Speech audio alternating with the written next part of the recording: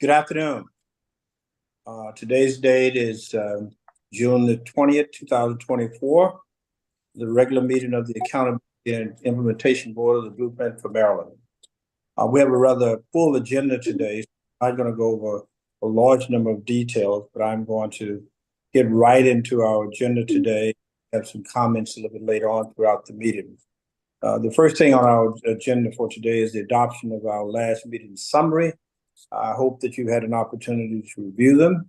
And if you have and you're prepared, I would entertain a motion at this point in time to approve the adopted summary. I move approval, Mr. Chairman. Okay, thank you. Is there a second to that motion? A second. Okay, it's moved and proper second. Then a discussion related to the summary.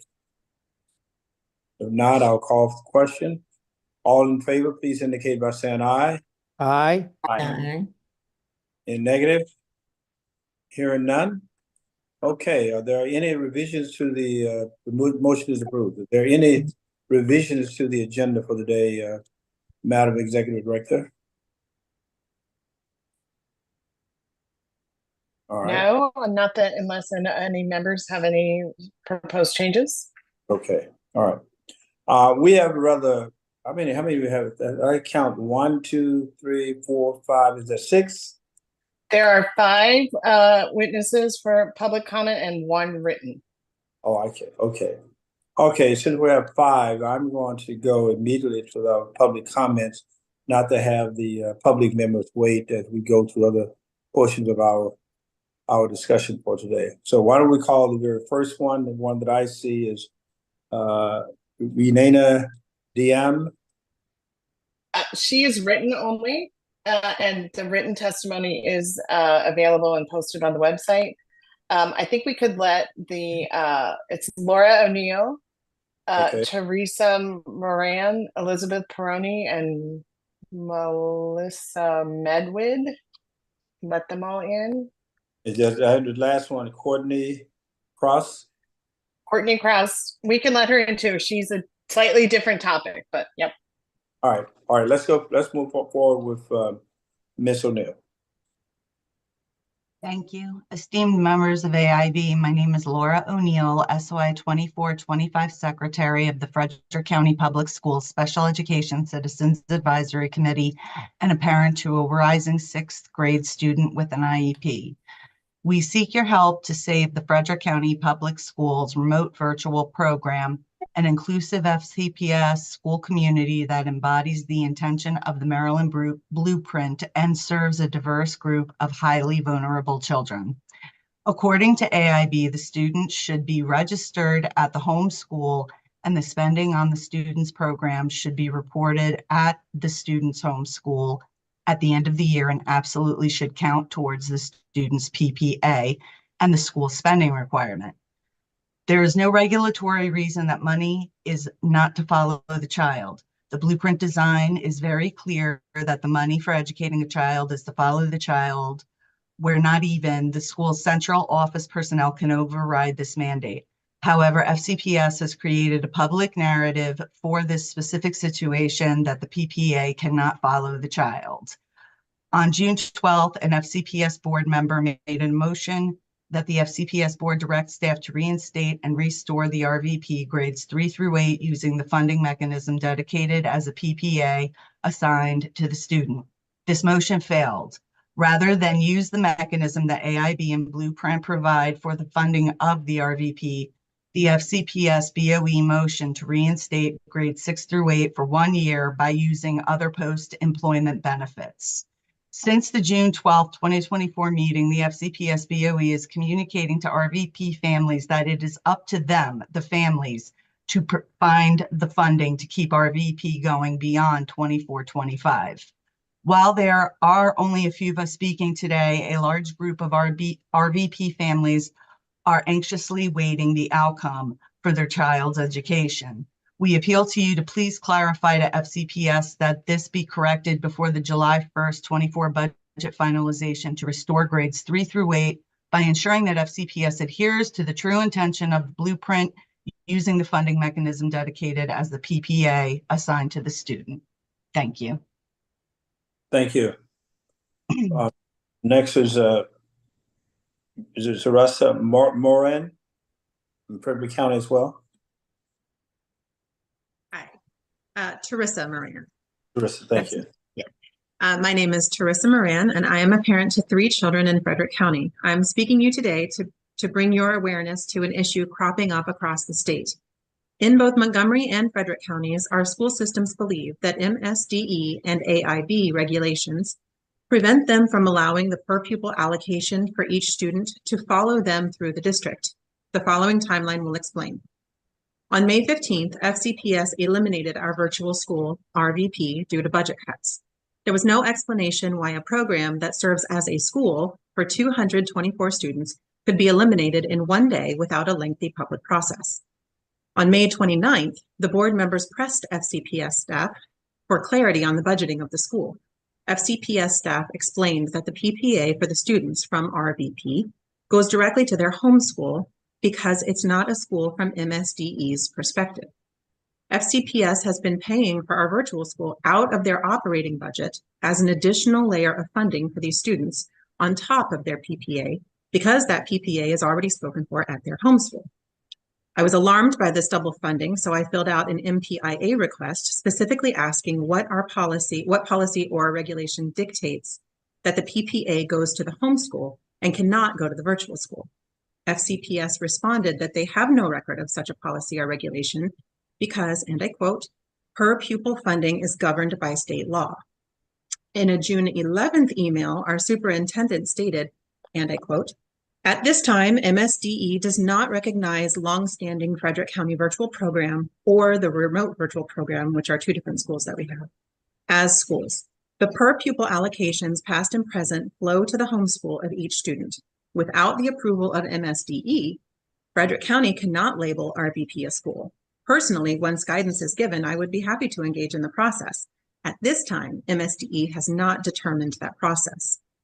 Conversely, our delegate, April Miller, learned from your executive director, Rachel Heiss, that there is no regulatory reason that the money is not allowed to follow the child, which should be able to fund our virtual school.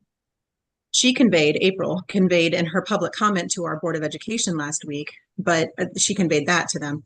But FCPS staff doubled down and explained that all of the money in the budget creates one fund, which pays for everything within the system, and that this isn't about PPA. It's about paying for the staff and the resources at the school.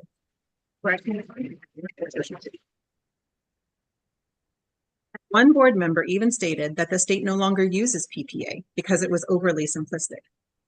The student body at our school is incredibly diverse, and the PPA for these students should be higher than the district average. Yet the expenditures to operate a virtual school should be much lower than the average brick and mortar school. But we cannot confirm this because FCPS refuses to be transparent with us.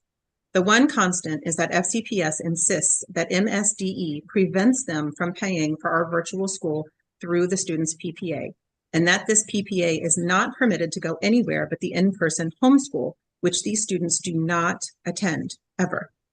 We ask that you help us understand and to provide more clarity to FCPS before the June 26th Board of Education meeting, at which the final budget will be set and we will lose half of our school. Thank you for your time and consideration. Thank you. No questions?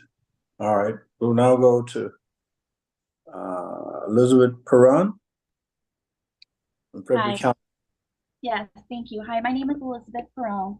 I have 2 daughters, Gigi and Harlow, who attend the remote virtual program, RVP, in Frederick County, Maryland.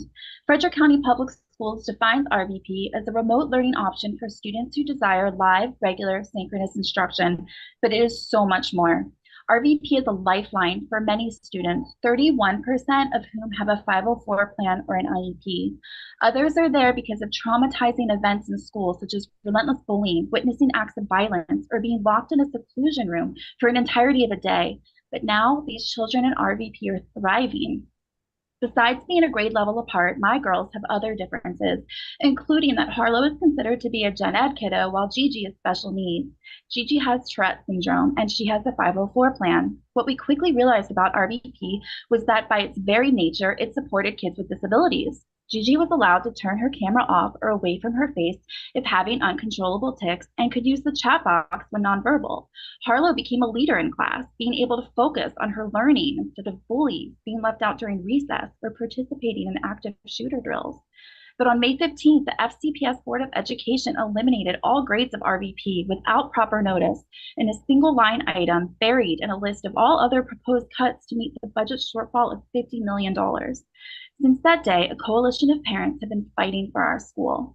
In less than 30 days, we managed to convince them to reinstate grades 6 through 8. However, we have only been promised a year of funding, and that funding was taken from our teachers' retirement fund.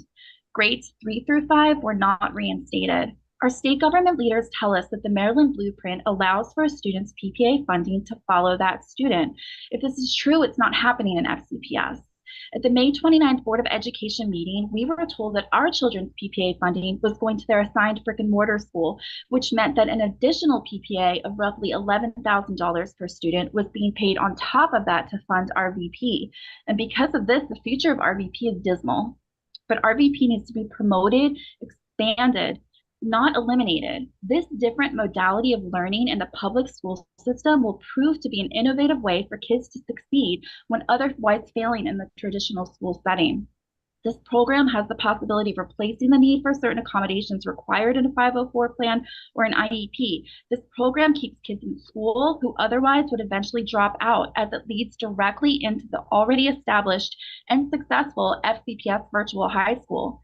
The school literally saves lives, as the relentless bullying of some of our RVP kids when attending in-person school caused them to want to end theirs.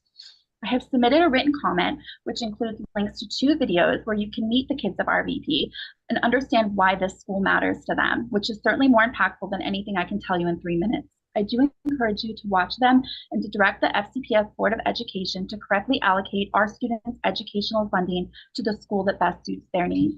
Thank you so much for your time. Thank you. I don't see any questions. We'll now go to Melissa Medwid from Frederick County as well.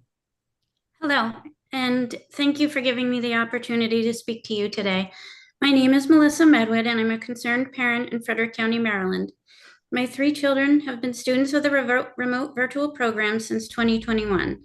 My children were not thriving in the brick and mortar school due to the distracting and overcrowded environment, anxiety and fear for personal safety in regards to frequent drills, and some years of attending school in an uncomfortable portable.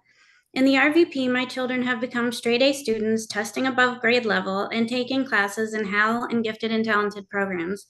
The RVP serves children with autism, anxiety, ADHD, Tourette syndrome, allergies, those who are medically fragile, and those who have been bullied. It has allowed these children to thrive. It has allowed some children with IEPs to drop down to 504s and 504s to drop down to nothing. It allows parents to be involved in their children's education and to provide support that the school does not have to. It's a school and a community of students, staff, and supportive teachers. Taking away this school violates our children's right to an equitable education in the least restrictive environment and to a free and appropriate education. It is forward-thinking, cost-effective, and is preparing our children for the changing workforce. Working effectively in the virtual environment is becoming more popular as corporations have realized the cost effectiveness and efficiency of it. On May 15th, the FCPS BOE cut the program grades 3 through 8 without proper notice to families in order to help balance the budget. The BOE was unaware of the value of this program and the variety of students it was serving. During the June 12, 2024 meeting, parents and those advocating for RVP were able to get back grades 6 through 8 for 1 year. This has created chaos as they are trying to reinstate it. They're not allowing teachers to return, as was earlier promised, and new students are being turned away. Our state government leaders informed the BOE that the blueprint allows for a virtual school as well as allowing students PPA to follow them to fund the RVP. However, the BOE superintendent and associate superintendent of fiscal services continues to state that it does not work that way and that the PPA needs to go to the brick and mortar school that the students are not attending. They also state that the PPA pays for the students, but not the staff. I respectfully ask that you direct FCPS and the BOE as the correct way to allocate the students' PPA to properly fund the RVP. The school has been vital to students where the brick and mortar has failed them. Thank you for your time. Thank you. I don't see any questions. Is Ms. Moran still there? Teresa Moran? Yep, I'm here. Yeah, I want to go back to your testimony because you raised a couple of questions Okay. that I want our staff, executive director to respond to, because based on your understanding with some other public officials, could you just recite that again? Because I was distracted just a second. Yeah, so our last Board of Education meeting was on June 12th, and we have been working with Delegate April Miller and Senator William Folden for weeks now. Both of them came to our last public meeting and they spoke in support of our school. Delegate Miller has really worked hard trying to get answers to these questions. She's been in contact with folks from MSDE and AIB, and she indicated that Ms. Heiss had written a letter to both the staff at Montgomery County Public Schools and at Frederick County Public Schools to explain that there wasn't a regulatory reason why the PPA should not be able to follow the child to their virtual program. I'm sure you've heard that Montgomery County is going through the same process we're going through, and they're hearing much of the same that we're hearing about funding.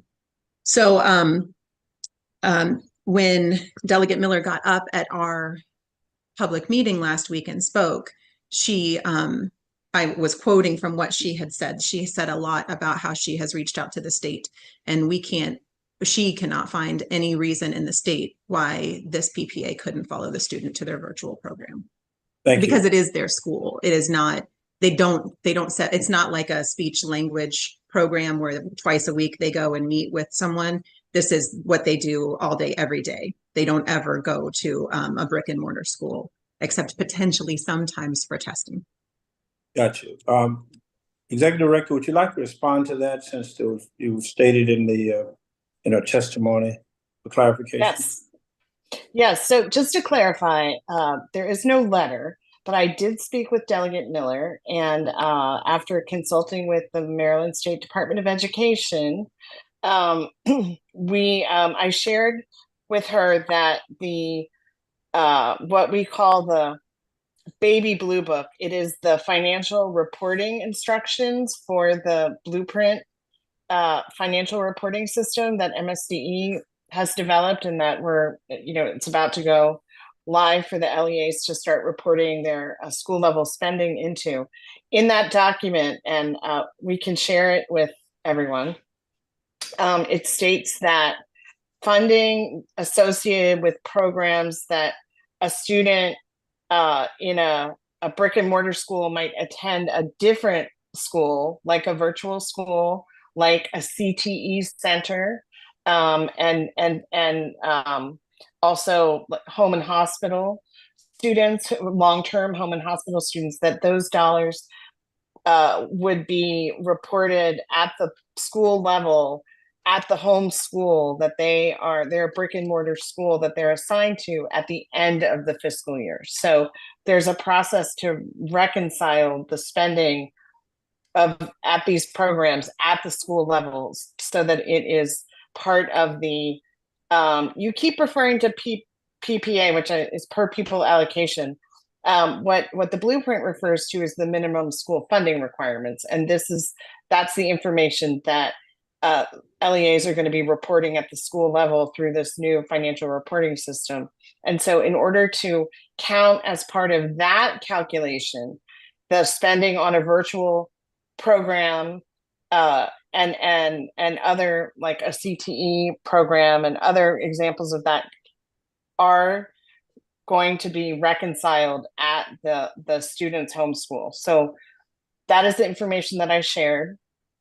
That being said, it is a local decision, whether to continue, choose to continue funding these programs. And so it is certainly at the county board's discretion to decide whether they want to allocate their funds that way. But the suggestion that the Blueprint doesn't allow it is incorrect. Okay. All right. I just want to make sure that we are cleared about that. And if there's any follow-up, Ms. O'Neill, we will certainly do so to make sure that that is clear. But I wanted just to clarify that for the record. Thank you, Ms. O'Neill. Okay, there are no further questions or comments with reference to the initial comments from Frederick County. I'm sorry, on that issue, we got one other public comment from Courtney Cross. Hey, actually, I just have one other question, Chair Leggett.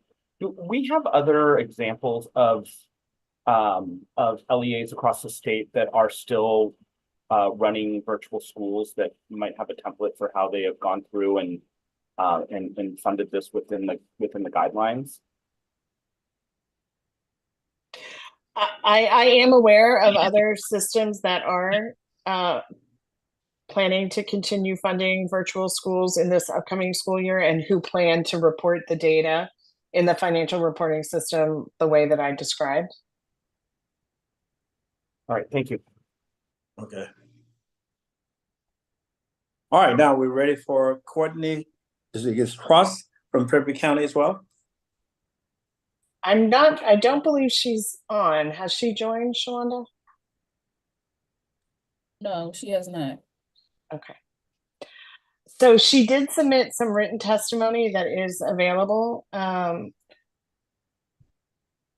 the public. Okay. All right.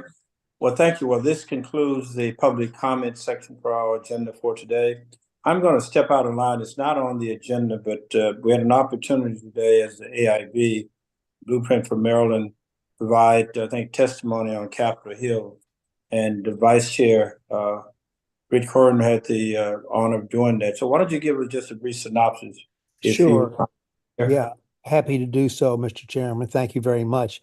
It turns out that Senator Bernie Sanders, who is chairman of the Health, Education, Labor, and Pensions Committee, the HELP Committee of the Senate, has introduced a bill called Pay Teacher Bill. And what it does is it will allocate a significant increase in Title I funding for Title I schools, provided they have a plan to pay their teachers at least $60,000 a year. And so he scheduled a hearing on the bill, and his able staff did their research and found out that Maryland, through the blueprint, had proposed a $60,000 minimum salary effective July 1 of 2026, Rachel. And so they asked, since I chaired the commission, et cetera, they asked me to come and give testimony, and there were four other people also giving testimony. And but I submitted a rather extensive statement, which I will share with the members of the AIB board. But you get only 5 minutes of fame in these situations. So I had briefer comments, but I did focus on what we're doing with teachers, the starting salary, but going way beyond that with the career ladder, the upgrade of the teacher induction programs, the supports we're giving teachers in their induction program, et cetera, et cetera. So I got lots of questions from various members of the committee, but Senator Sanders was clearly very impressed by the blueprint. And in his very passionate closing remarks, he made some very positive comments about Maryland and what it was doing through the blueprint. And I think his staff wants to have a follow-up meeting on so that he can learn even more about it. So I just felt it was a good opportunity for us as a state to get some good visibility with the blueprint, and clearly what we're doing stands out in within the nation, and is a huge audience at the hearing. So there were many positive comments about about the blueprint, and clearly it got people's attention. Was there any question reference to what we're doing in other segments for teachers like National Board Certified? Oh, yes. Oh, thank you. Thank you. Yeah, it turns out one of the teachers on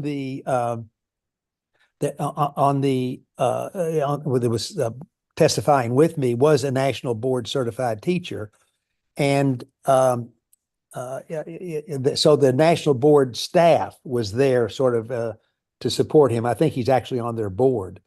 And so I was talking to the staff, and they said, what you're doing in Maryland is having an enormous impact. And he said, believe it or not, Maryland had more teachers become National Board Certified last year than any other state in the union. Not just percentage increase, more in absolute numbers. And I also referenced a U.S. Department of Education study that showed Maryland had the largest percentage increase in students entering teacher preparation programs. And I made the obvious connection to the blueprint, and I also cited some information we've learned that there's been an increase in the kindergarten level of kids being deemed ready to learn, tied to what we're doing with the preschools. So all in all, I thought it was a good conversation. Thank you. There are no questions about that. I really appreciate what you did today, and I think that speaks very well for what the blueprint is building, and all of what you just described, I think, helps provide the foundation, which I think we're going to see excellent results as we go forward. Thank you. Okay, we're now ready for our Executive Director's report. I'll turn it over to our Executive Director, Mrs. Height. So why don't you take it over from here, Mrs. Height? Thank you. I will say that emails are pouring in. People are happy to hear about your testimony, Dr. Kerwin, and are asking for a link to the hearing as well as your testimony. So just for everyone, we will post that as soon as we can on the website so it's available to everyone. I just wanted to give a little update on the joint board meeting that the AIB is holding with the state board on Tuesday, beginning at 9 a.m.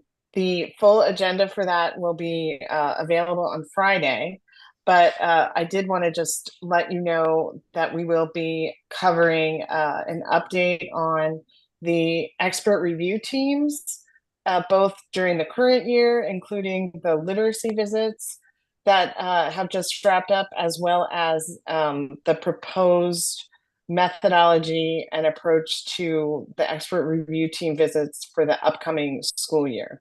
So that's one item that will be on the agenda for Tuesday.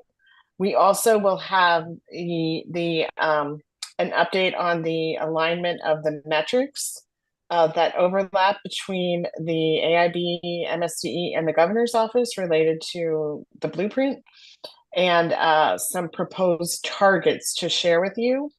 And we do plan to also share that out, and thank you, Mr. Manko, for the suggestion, to our outcome measures work group tomorrow. Tomorrow's Friday, yes, tomorrow, so that they have a opportunity to review it and provide any additional feedback since the last meeting before Tuesday. And then we're also going to be providing an update on the LEA blueprint implementation plan process, which we have on our agenda later today. And there will also be a presentation on college and career readiness, and specifically supports for students who are not yet college and career ready, as well as some more guidance and information around what the college and career readiness pathways might look like. So that is sort of a preview of the agenda items for Tuesday. If there are no questions, I will move on, but can always come back. For the budget update, really just wanted to share that it's a busy time of year for the budget as we are coming to the end of the fiscal year 2024. And the closeout will be occurring over the next month or so. And so we do have several motions today on the agenda related to encumbering funds in fiscal 24, unspent funds, so that they will be available for spending in fiscal 25. And we will give an update on the budget and the closeout in July, and then really the final closeout goes through July, so the final information will be available in August. And I just want to thank our finance director, who is also our acting deputy director of operations, Alexandra Fernan, who is wearing two hats right now for us and doing an excellent job at it. Alex, is there anything else you want to add about the budget update?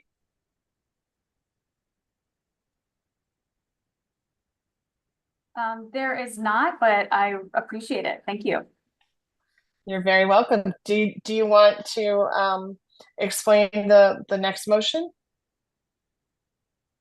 Sure. So the next motion is for the website design and administrator budget obligation. On May 1st, the AIB released a task order request through the Agile Teams Resources contract for a systems administrator to redevelop, redesign, and reorganize the current AIB website.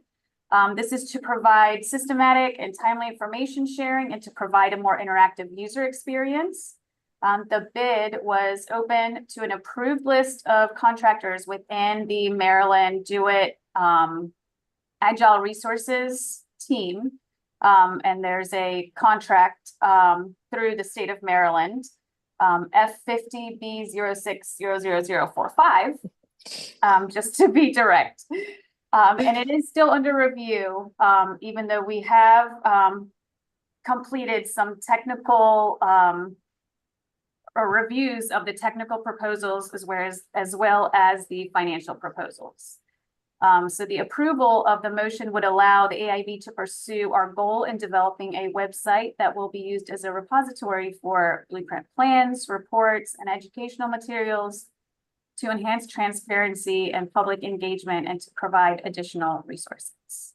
Okay, I think we will entertain a motion now. This is item 3 to approve the encumbering the $200,000 fund to appropriate from FY 24. I'll entertain a motion at this point. If not, I'll make the motion so we will approve that. There's a second to the motion?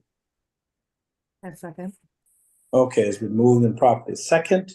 The motion is now up for discussion. Are there any questions, comments, or discussion reference to the motion? Mr. Manco? Sorry. Mr. Manco?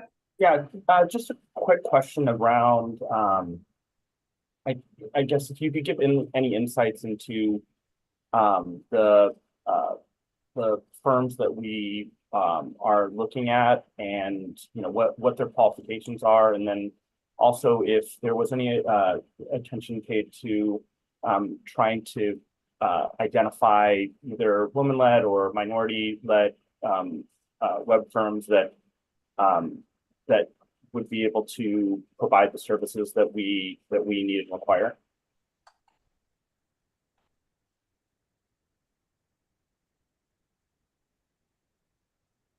Sure. So the firms, they're actually vetted through Maryland's Department of IT services. So we are only able to get the resumes from those people, but the technical review and the interviews that we did were diverse candidates. Thank you. And the person that we've selected, which is still subject to approval, is a minority candidate, correct? Thank you. Okay, any further questions? I see no hands up at this point in time. The motion is now before us. All in favor, please indicate by saying aye. Aye. Aye. Any opposition? Seeing none, the motion is hereby approved. Thank you. Thank you, Alex. I also just wanted to give a brief staffing update. I am very, very excited to tell you that we are about to fill 2 more positions. One is our outreach and communications director, and the other is the data analyst. So if things go as hoped, they will be starting in July, and we will be able to introduce you to them and to everyone at the next meeting. But we are making progress. It doesn't always feel that way some days, but we are. And so that does leave us with, at the moment, 4 vacancies, which include our 2 of the policy analyst positions that we weren't able to fill when we did the recruitment, the research and accountability director, and then an administrator financial support position. And then we do have the additional position at beginning July 1st that we received in the budget this year for a government relations director, or what I'm thinking of as an external relations director. And so we will be working to fill those vacancies in our new position, over the summer and as soon as we can. Okay, thank you. Finally making progress on it. All right. Slowly but surely.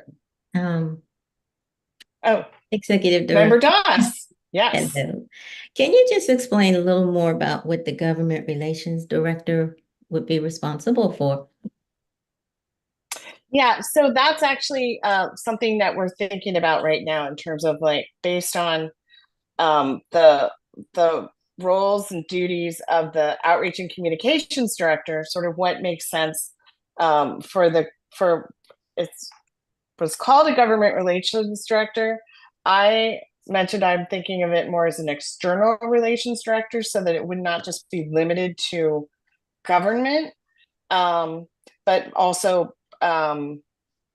media and possibly other external partners. But we need to make sure that we design it in a way that it complements the outreach and communications director role, and so that they have sort of clear responsibilities, but also that there, is going to be, obviously they're going to be working together, and there will be times when there's a little bit of an overlap. Yeah. But Okay. happy for any other thoughts on that, and can share a draft job description. We're actually in the process of working on it right now. Thank you. Thank you. Any other questions or comments? Okay, let's go on. Okay. Our next item is an update on the technical assistance grants. And I will start off, and then Rachel Amstutz, our policy director, and also Alex provide more information. So as you know, phase 1 of the technical assistance grant included providing funds for the LEAs and the CTE committee to work with what we call a strategic facilitator to support the development and implementation of their blueprint plans. 22 of the 24 LEAs plus the CTE committee elected to participate in that grant program. And we have been supporting, AIB has been supporting that the strategic facilitators through a community of practice that Rachel Amstutz has been coordinating. And the LEAs and the strategic facilitators have been providing regular status reports. We also, in the last month and a half, I would say, had a meeting, a virtual meeting with each LEA coordinator, blueprint coordinator, and strategic facilitator, both together and separately, to really get a good picture of the work that has been accomplished under the grants, and where the value add from both perspectives, and then also where there's room for improvement. And so we did all that as part of a sort of the process of evaluating the effectiveness of the program and whether to continue funding it. For phase 2, we have given the LEAs the opportunity to request to continue working with the strategic facilitator, to work with a new strategic facilitator, and or to request targeted technical assistance related to the highest priority being resource allocation and strategic budgeting. We all know that many of our school systems are struggling with that and have asked for assistance, as well as potentially targeted technical assistance related to pre-K expansion, the career ladder, and college and career readiness pathways. The LEAs submitted their requests for technical assistance by May 15th, and the AIB has been reviewing those requests and working to match them up with the last month we reported on the process that the AIB staff used to identify potential additional strategic, what we call strategic partners, as opposed to the facilitators, to provide this targeted technical assistance.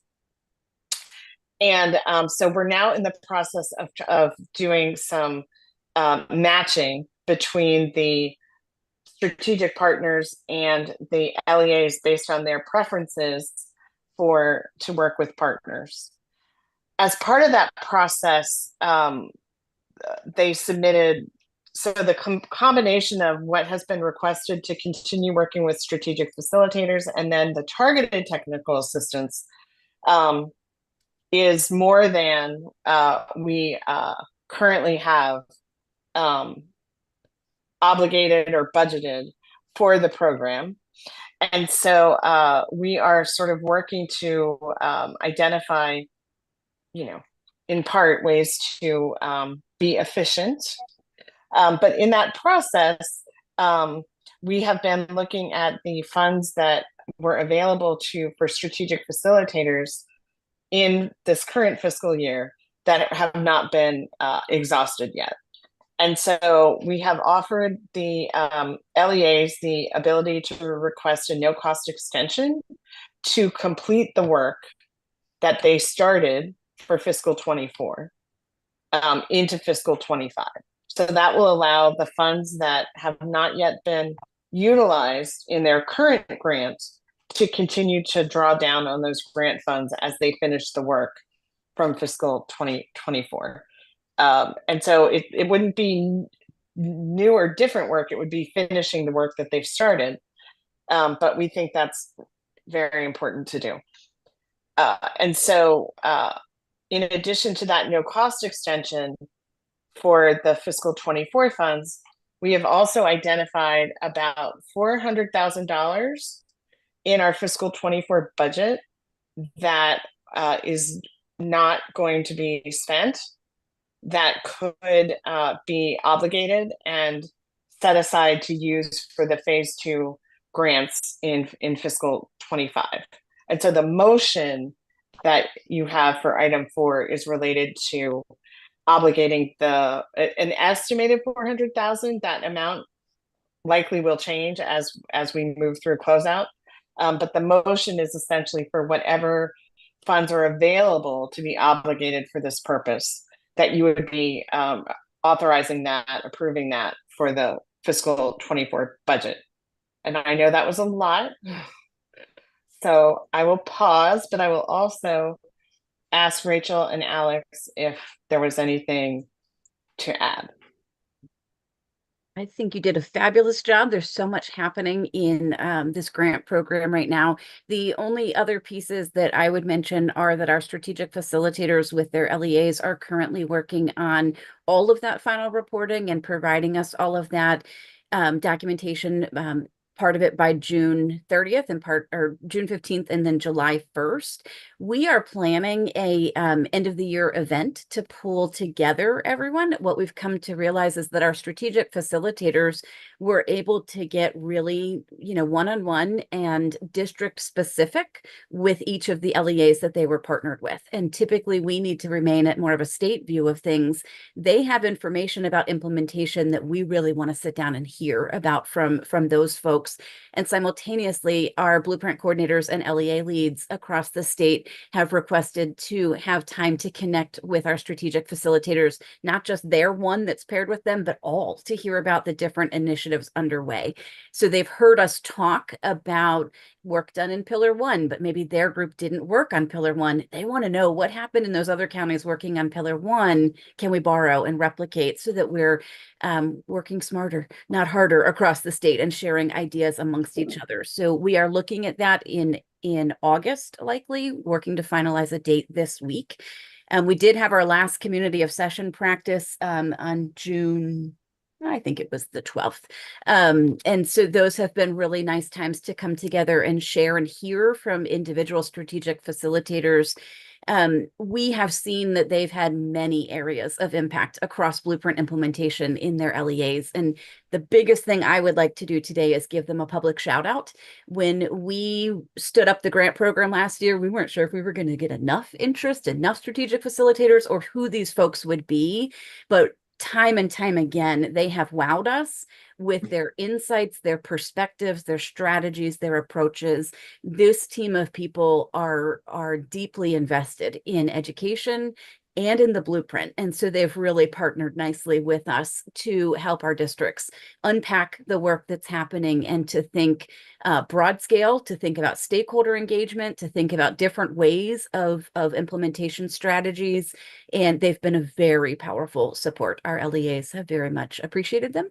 Last note is that there will be one final survey going out, one version that the blueprint coordinators or LEA representatives will complete, and then one that the strategic facilitators that will complete that will give us some pretty concrete data to look at the work done and the impact of the strategic facilitators.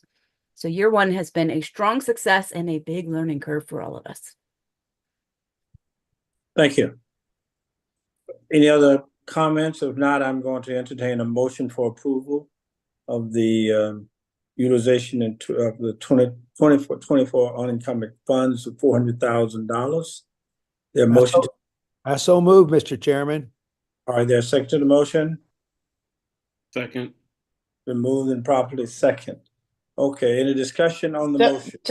Just to clarify, and I know it's in writing, but the 400,000 is just an estimate. It definitely could be a different number as we move through closeout. And so we will provide you with the final number, and we'll give you an update next month and then a final number in August. But the motion is for 400,000 though, regardless of what that amount.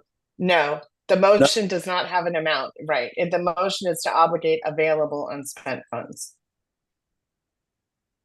appropriated in the board's 24 budget for phase 2. And we're $1,000 of that as an estimate, you said. Correct. Okay, perfect. All right. With that clarification to the motion, are there any further discussion on the motion? Okay, we'll now entertain a vote. All in favor, please indicate by saying aye. Aye. Aye. Any opposition? Seeing or hearing none, the motion is so approved.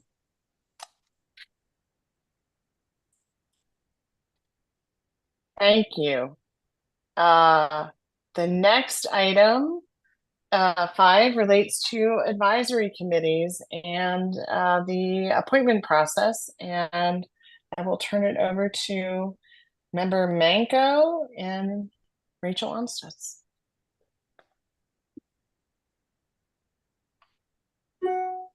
All righty, I am pulling up the right document, switching gears here. As June 30th comes closer and closer every day, we had several advisory committee members whose terms were expiring. As a reminder, we alternate their expirations, term expirations, so that we have consistency on each of the advisory committees year after year. So this year, our first inaugural group of members is up for consideration of renewing a term or having the opportunity to step down and allow someone else to apply. We will be opening the application period after today's meeting, tonight or tomorrow, and we are going to be recruiting for several positions within the first 4 pillars. And we have one member in pillar 1 that we're recruiting for. In pillar 2, we have 1 member and 1 student member. In pillar 3, 1 student member, and in pillar 4, 2 members, 1 student member. I do want to note that the vast majority of our advisory committee members have elected to continue on. The few who are needing to step aside, it's typically due to a conflict of time to be able to stay on with their other roles. But I do want to thank all of those who have supported our advisory committees. They stood up the program and the process with us as we were trying to figure out what these would look like, and they've been an incredible avenue of stakeholder engagement. They've brought numerous perspectives to each of the pillars and on blueprint implementation around the state. And they've supported us in many ways, as recently as the CCR revisions that were brought before MSDE and the AIB. They took a look at those and just gave us questions and insights. And it's very helpful to have these folks on our team supporting us. Rachel, is now the right time to also mention the proposal?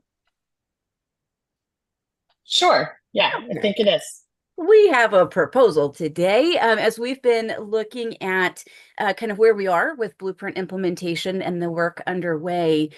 Recent conversations have generated a proposal, and we've brought it before you today to consider adding a 5th advisory committee to support Pillar 5, governance and accountability.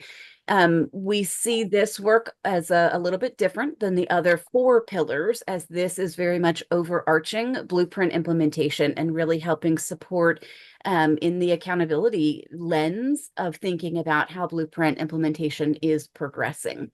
For this particular pillar, we would be seeking members who have specific expertise in the areas that Blueprint is that we're required to monitor. So we're thinking of some of the fiscal topics, the 75% of the funding following the student. We're thinking about the oversight of the ERTs and the expert review team visits to schools.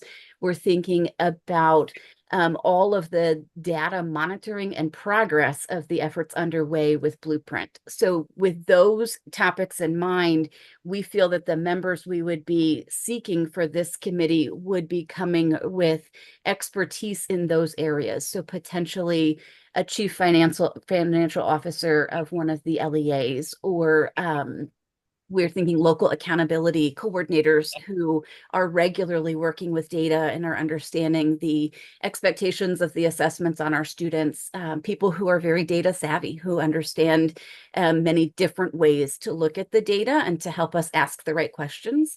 We think about this right now as we're also beginning to prepare for the interim evaluation and set that landscape, that we would just like an additional set of eyes and ears and expert thinking to be able to lean on. So our pillars 1 to 4 have become excellent partners in that regard, that we can look to them to seek input and perspective, and also to see statewide implementation, but that we feel that this would be a powerful time to add a 5th pillar. Anything to add to that, Member Manko or Director Heiss? No, I mean, I think just echoing everything that you said and emphasizing how important of a entity these advisory committees are to the AIB as a whole. I mean, we rely on each of the advisory committees for so much in terms of providing their insights, their expertise, asking great questions, being our kind of, eyes and ears on what's going on with implementation, helping to share messages with the larger community. So there are many ways in which the advisory committee as a mechanism has been very powerful for implementation, and just so grateful for everybody who's committed the time, energy, and effort in order to make this successful. And then, with second, the proposal that, I think it has become clear that that while in the original conception, Pillar 5 wasn't included as one of the areas where we needed an advisory committee, it's becoming more and more clear that we rely really heavily on their feedback, and that because of that, it's standing up a fifth advisory committee to provide support around Pillar 5 is growing to be more prudent at this point. So I would second the suggestion for the proposal, and think that is a positive development moving forward. Okay. And you, Rachel, for all your work on it. I mean, for those of you who don't know, Rachel goes to, she does all the back channeling around the meeting, goes through and helps coordinate the agendas, talks through things with the various members, answers so many questions. So it's not lost on us the amount of effort that you have put in order to make this work. So, we're really appreciative of you. Thank you. I enjoy them very much. I think we have to have further questions. I think we need a motion to approve the establishment of this new advisory committee. I'd like to move it, Mr. Chairman. All right. There's a second to the motion? I'd like to second the motion.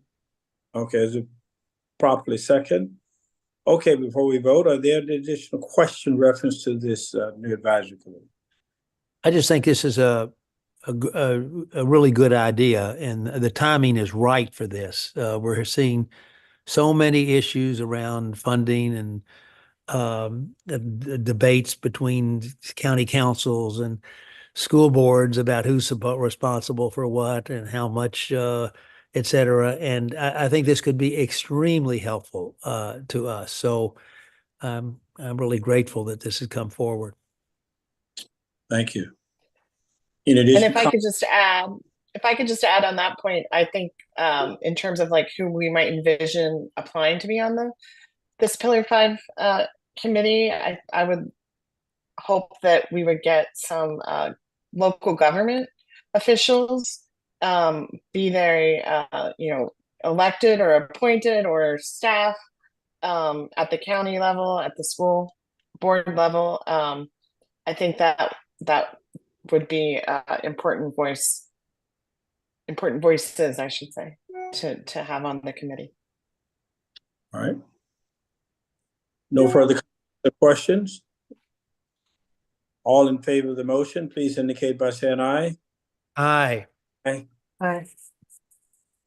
Any opposition?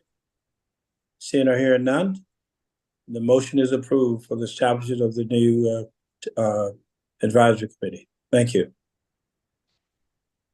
So if we could just take a minute to talk about the process. So I think we have a total of 4 members and 3 student members, so a total of 7 of vacancies that we will be seeking applications for. And the timeline right now is that the application window will open today.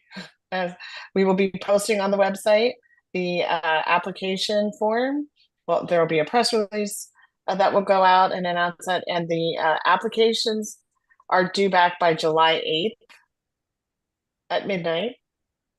There's also the possibility for others to nominate folks, and so I believe we have a deadline of June 28th for nominations to be sent in, and then if you send in a nomination, then the AIB staff will turn around and notify that person and invite them to apply. And then the goal is to for our Advisory Committee Subcommittee, which includes Member Manco, Member Dawson, Member Robinson, to review the applications and make recommendations to the board, hopefully in August at one of our August meetings. Could I add to that we haven't talked about standing up a new advisory committee for a little while. We will be seeking 5 members and 1 student member for this board, just like the other members. And then for this one, we'll do what we did the first year with our first 4 advisory pillars to stagger the attendance. Roughly half of the group would get a 1-year term, roughly half would get a 2-year term. Our students get a 1-year term with the opportunity to extend 1 year with a maximum of 2 years served. So in addition to the 4 members and 3 student members, we're looking for 5 members and 1 student member for Pillar 5. And all of that will be in the materials on the website and in the press release. Great. Okay, let's go All now. right. Last item for the open session, which is Blueprint Implementation Plan Review Update. Yes, thank you.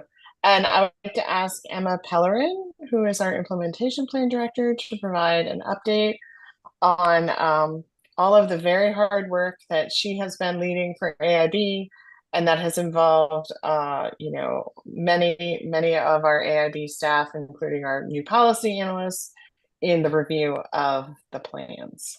Emma. Thank you. And we'll be providing a more detailed update during Tuesday's joint board meeting as well on this, but just wanted to share briefly that AIB and MSD have completed the reviews of the 24 LEA implementation plans that were submitted for part 2 of the implementation plan submission on May 1st. So those reviews have been completed, and we are preparing, we have submitted requests for updates or plan revisions to 12 LEAs so far. We've grouped them into 2 groups this year. So we sent out the first group of requests for revisions earlier this week, and we will be sending out the next group of requests for revisions on plan submissions to the other 12 LEAs as soon as possible. And we're looking at next week, early next week, to get those requests for revisions out. So we've made really good progress, I think, especially considering that, we just last year, all the plans were due on March 15th, and we're sticking to a somewhat similar timeline here. And we've, had less time to actually review the plans, but we're still making really good progress and moving things forward quickly with the goal of just getting feedback to school districts and to their teams that have led the Blueprint implementation plan process in a timely and effective way. So it's been great to work with them. It's been great to work with the team at MSDE, and we're looking forward to providing more updates on Tuesday. Thank you. And if I can just add to that, we have been, unlike last year, we have been working very collaboratively with MSDE and providing joint feedback to the LEAs. So it is not a 2-step process. It is a 1-step process. And hopefully that will also help to streamline the process here.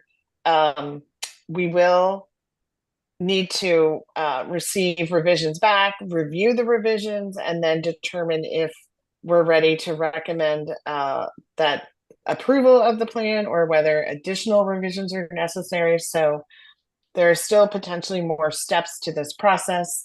But as soon as we are in a position to recommend from the MSDE staff and the AIB staff approval of the part 1 and part 2 plans, we will bring those forward to the board for approval.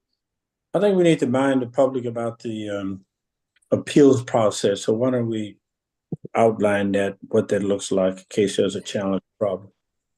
Yeah, so let's move to the motion. So the motion before you for item 6 is relates to the contents of the LEA implementation plans for 2024. And that includes not just the Part 1 and Part 2 plans, which is what Emma and I were just talking about, but it also includes the career ladder submission, the initial submission that is due July 1st, the 10% teacher salary increase attestation. This is a requirement in the blueprint law that the LEAs provide a 10% salary increase between fiscal 19 and fiscal 24. And by July 1, they have to submit a signed what's called an attestation from both the LEA and the county government that the 10% increase was provided. So that is also part of the plan review process. In addition, the LEAs are required to submit their final pre-K through 12 comprehensive literacy plan. We've talked about this a lot. They've submitted drafts of their pre-K 5 and 6-12 plans and received feedback if they wanted feedback.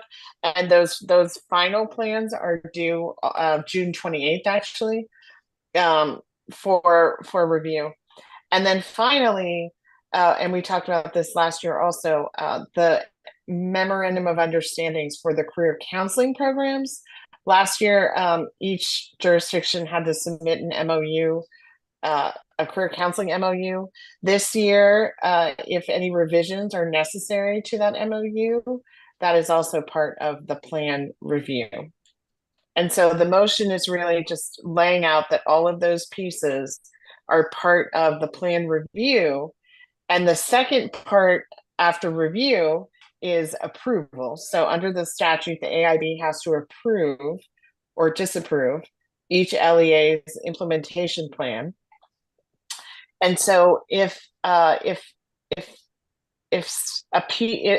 component of what is required to be reviewed is not submitted, then obviously it can't be reviewed and approved. And so at some point, if all of the required pieces are not submitted, the AIB will need to make a decision regarding whether a plan is approved or disapproved.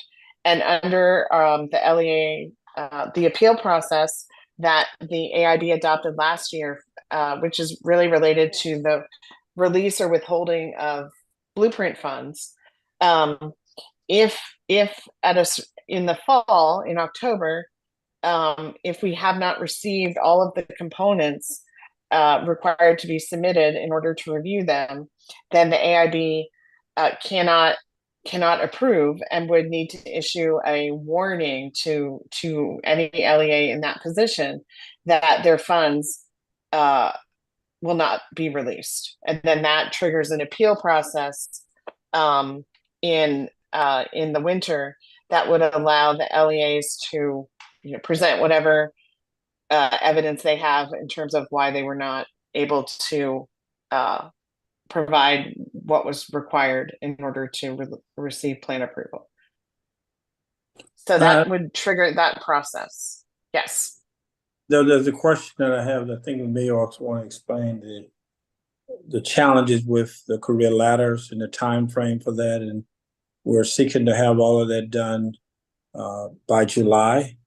And we've tried to work with many of the LEAs to ensure we get that done. And we're pushing that very, very strongly because that's an important part of it. But it's been complicated by a collective bargaining process. But on our regulations, we're required to have all of that done by 1st of July. So our goal is to try to have it in at that point in time. And we will deal with it as we go through the entire process. But it is our expectation, despite the challenge with collective bargaining, that we will have that in by July 1. Right, exactly. And to the extent it's not in, it isn't submitted by July 1st, then that LEA's plan cannot be considered for approval by the AIB. Thank you. Yeah. Okay. Are there any further question reference to the motion? All right. I think we have to entertain a motion at this point, right? I didn't get a motion. Did you get a? Correct. So the motion would be, would you Yeah. like me to read it again? Okay. Yes. The motion is to approve that a prerequisite for AIB review of each LEA plan is receipt of each component of the plan in accordance with the appeal policy that we discussed. And the components of the plans include part 1 and 2 of the guide, the initial career ladder, the 10% salary increase attestation, the comprehensive literacy plan, and if applicable, a revised career counseling MOU. Right. Okay. I'll make that motion. Is there a second to the motion? Second. Second. The movement properly second. Okay. Any further discussion in reference to the motion itself? There's 40. Okay. No further discussion. We'll now vote on the motion. All in favor, please indicate by saying aye. Aye. Aye. Any opposition? And seeing none, the motion is so approved. Is that everything now for our public session, Ms. Executive Director? Yes. Yes, unless there are any other questions or comments, that is the end of the public agenda. Okay, now we will have a motion to adjourn to closed session for legal advice and to perform administrative functions to the board. That is according to the state law that we are allowed to do so. And we will adjourn at the conclusion of the executive session. Mr. Chair, would you like Yes. like council to read the motion? Yeah, please. For its last agenda item, the board expects to perform an administrative function and receive legal advice from counsel pursuant to sections 3-103 and 3-305B7 of the General Provisions article of the Annotated Code of Maryland. The motion is to close this meeting and subsequently to adjourn from closed session. Okay. I so move. Is there a second to the motion? Second. The movement of the section. Okay. All in favor of the motion, please indicate by saying aye. Aye. All opposed? None? We will now move into executive session. We'll take a 5-minute process to do so. And that means by my clock, we start at 2:20. Okay. Thank you. Okay. Thank you.